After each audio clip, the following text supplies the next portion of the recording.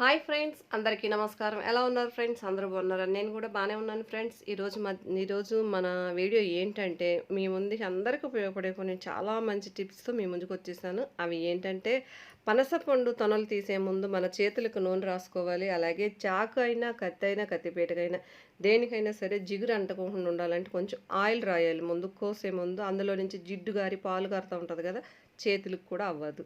అలాగే ఇంకో టిప్ వచ్చి ఫ్రెండ్స్, రాగి గింజలు అడుగు జిడ్డు వదలకుండా ఉంటుంది కదా, దానికోసం ఏం చేయాలంటే నిమ్మ తొక్కలను రాళ్ళు ఉప్పు చేర్చి రుద్దితే చాలా షైనింగ్గా వస్తుంది, మెరిసిపోతాయి ఫ్రెండ్స్. అలాగే మరమరాలు మెత్తగా అయిపోయినప్పుడు ఏం చేయాలంటే, మరమరాలను కరకరాడాలంటే ఒక గంట సేపు ఎండలో పెట్టి తీస్తే మనం తినడానికి చక్కగా కరకరకరమని బాగుంటాయి.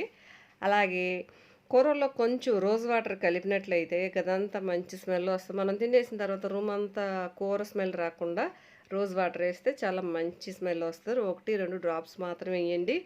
దొండ, చామ దుంపలు, ఆలు వంటి కూరలు రుచిగా రావాలంటే మనం వేయించి పెట్టుకున్న జీలకర్ర పౌడర్ని వేయించాలి. జీలకర్రని ఆ పౌడర్ కనుక కూరలో కలిపితే చాలా రుచిగా కమ్మగా ఉంటాయి ఫ్రెండ్స్. అలాగే వేసవిలో కూరగాయలు తెచ్చినప్పుడు చాలామంది ఫ్రిడ్జ్ లేకపోయినా, ఫ్రిడ్జ్ ఉన్న కొంతమంది లోపల ఫ్రిడ్జ్లో పెట్టరు కదా, బయట పెట్టుకునే వాళ్ళకి మంచి టిప్ అనే చెప్పాలి ఇది.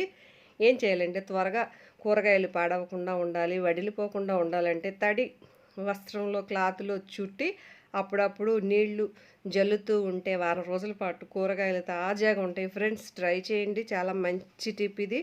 మన ఛానల్ సబ్స్క్రైబ్ చేసుకున్నట్లయితే ఫ్రెండ్స్ ఇప్పుడే సబ్స్క్రైబ్ చేసుకోండి ఫ్రెండ్స్, సపోర్ట్ కూడా చేయండి.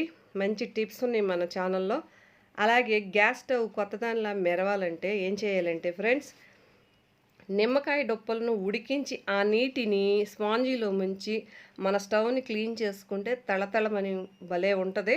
ట్రై చేయండి ఫ్రెండ్స్, తుడవాలి, చాలా బాగుంటుంది. మీకు ఈ వీడియో నచ్చినట్లయితే thank you for the friends.